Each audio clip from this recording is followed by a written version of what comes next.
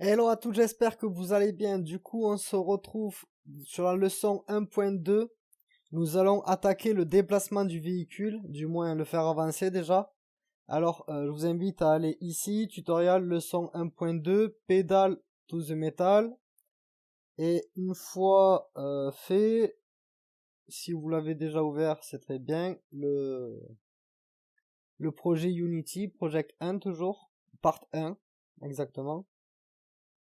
Hop, je supprime le script et nous allons le refaire parce que ça n'allait pas. Donc, on crée et on appuie le premier script. Ok. Alors, tac. Ici, dans Asset, on crée un dossier. Clic droit, Create Folder Script. Et ici, on crée toujours pareil, clic droit, Create C# Script Player Controller. Vous pouvez mettre .cs, mais ce n'est pas obligatoire. Une fois fait, nous allons dans véhicule player. Là, ça vous ne l'avez pas de base. Hein. Alors,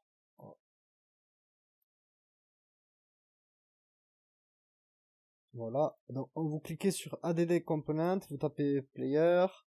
Normalement, vous avez votre script précédemment créé ici, player controller, et vous pouvez double-cliquer dessus. Et là, c'est bon. Il nous demande d'ajouter un commentaire, vous pouvez le faire. Maintenant, on donne un déplacement vers l'avant au véhicule. Alors, hop, normalement, lui c'est ouvert. On est bien dans playercontroller.cs. Ici, du coup, c'est transform.translate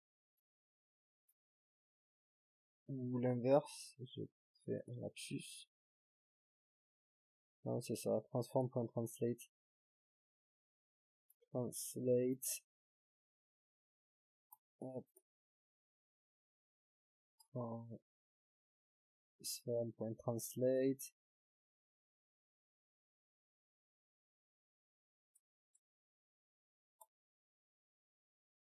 Et du coup, 0,01. Alors le premier 0, comme vous pouvez le voir au-dessus là, que c'est survolé, c'est X, le deuxième Y, le troisième Z, et on s'occupe pas pour le moment du quatrième.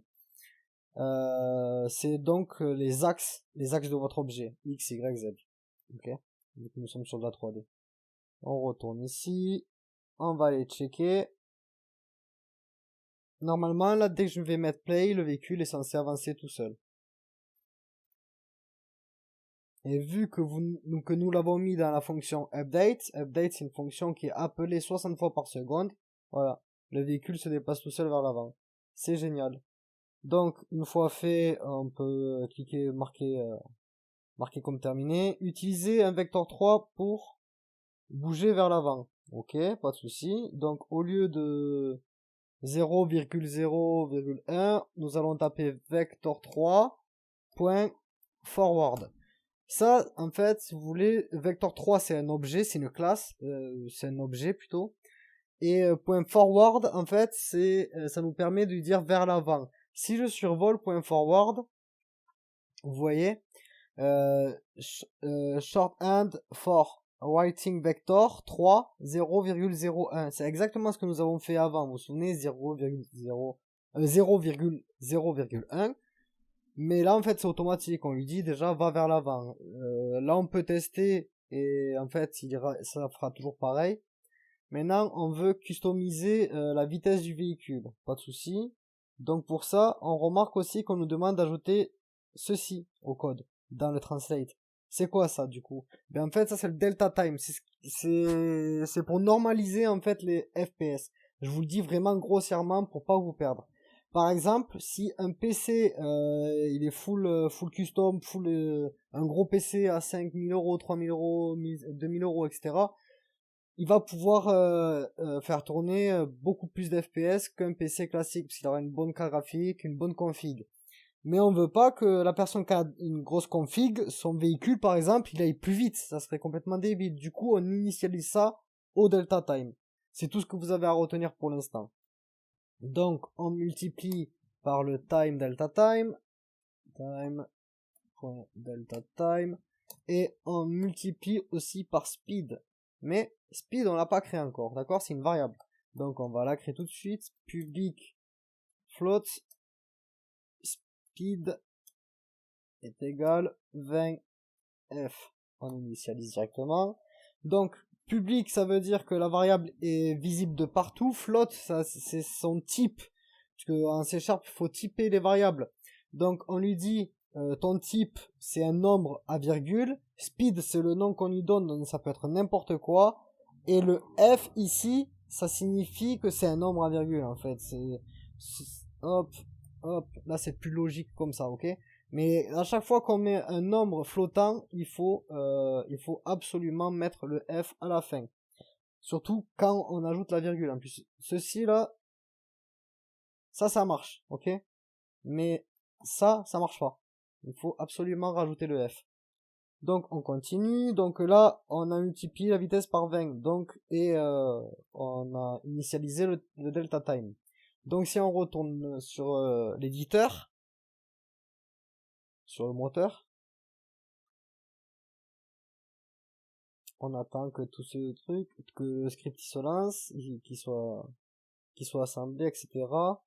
On le laisse se compiler, quoi. Et là, hop, là, il va à la même vitesse, voire un peu plus lentement. Pourquoi? Ben simplement parce qu'on a multiplié par le delta time.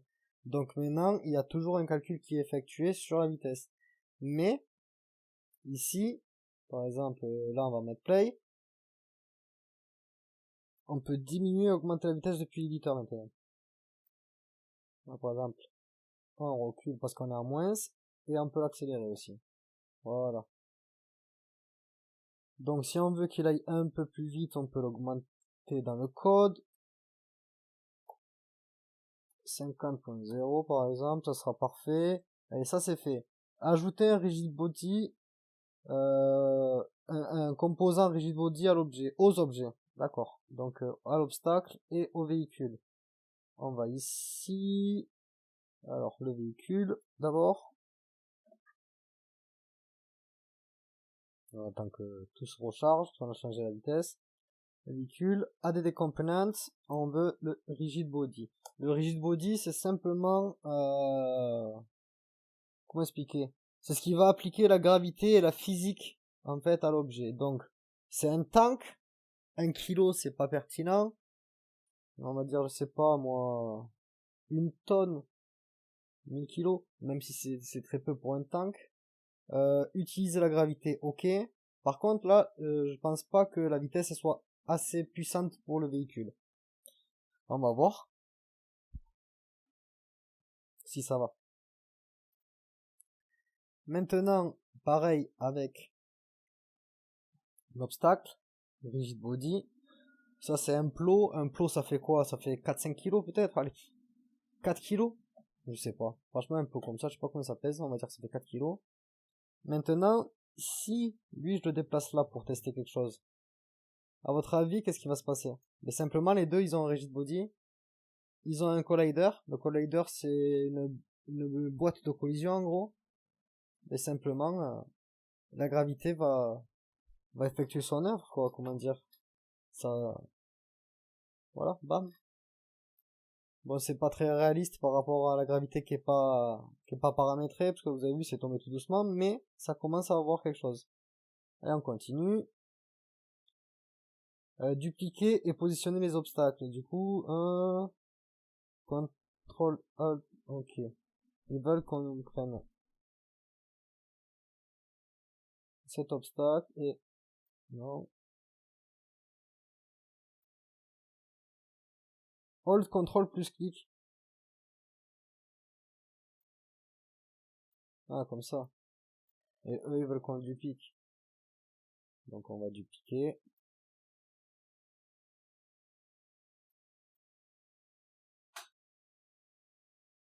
Voilà. On a quelques-uns. Et voilà, nous avons terminé la seconde leçon sur Unit 1. Je vous laisse me dire ce que vous en avez pensé dans la partie commentaire. Lâchez un maximum de pouces bleus. N'hésitez pas à vous abonner à la chaîne. si ça vous a plu.